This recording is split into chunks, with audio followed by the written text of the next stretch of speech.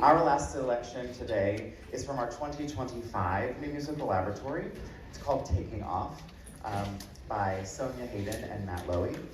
Very grateful to NAMT for awarding this year a Frank Young Fund for New Musical Writers Residency Grant, which was very helpful to support this process of new work development.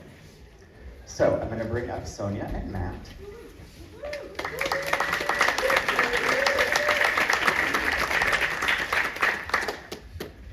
Hi. Hello. Can you tell us a little bit about your time at Michigan State University? Sure. We had a fantastic time at Michigan State. The show grew by leaps and bounds. The students are amazing. And this is a musical comedy, so seeing things staged, particularly there's so much physical comedy in the show, was incredibly helpful.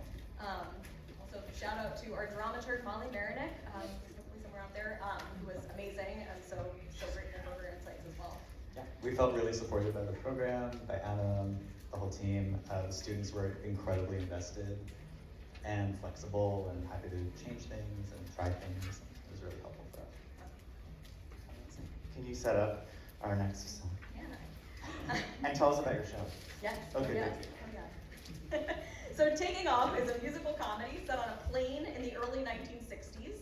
We follow an enthusiastic first-time stewardess, Amelia Derhart, who must navigate a wacky group of passengers' demands to succeed on an overseas flight from New York City to Paris. And thematically, it's about the push and pull between freedom and societal limitations, especially for women in the era of second-wave feminism. The job of a stewardess at this time was one where women had unprecedented freedom to travel the world unchaperoned, but they also had to conform to many rules and regulations imposed on them by male-run airlines. And many of the issues the show touches on are still faced by women today.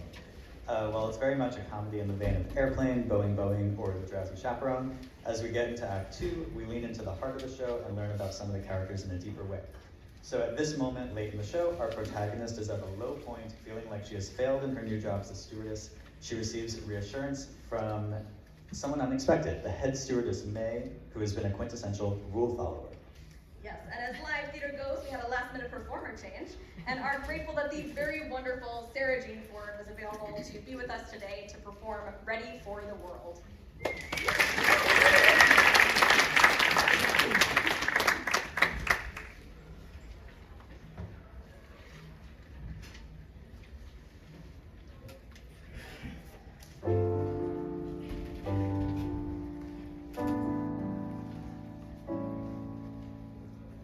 I was a girl growing up in Wisconsin.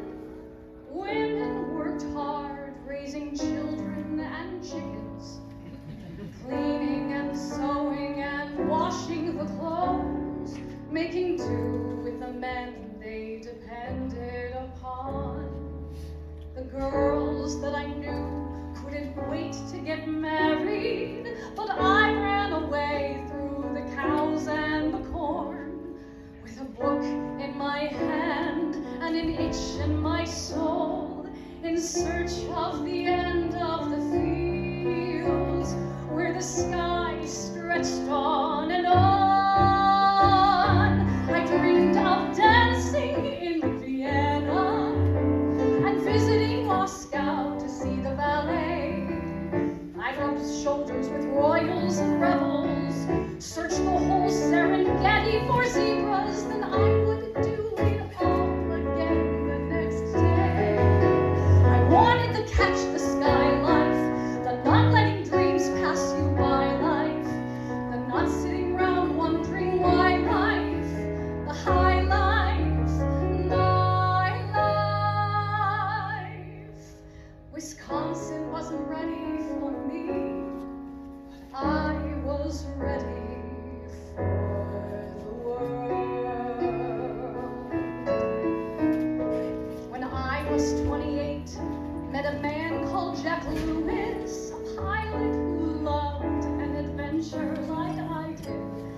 Charming and funny and handsome to boot, he got down on one knee with a ring in Milan. This job and its rules say when women get married, they can't keep on working. Their new job is wife. But I thought, Jack said, didn't object. They'd let me keep flying my route, and the sky would stretch on and on, and we'd go dancing in Nairobi, then touchdown in Quito to try dragon fruit. We'd go drinking with locals in Lisbon,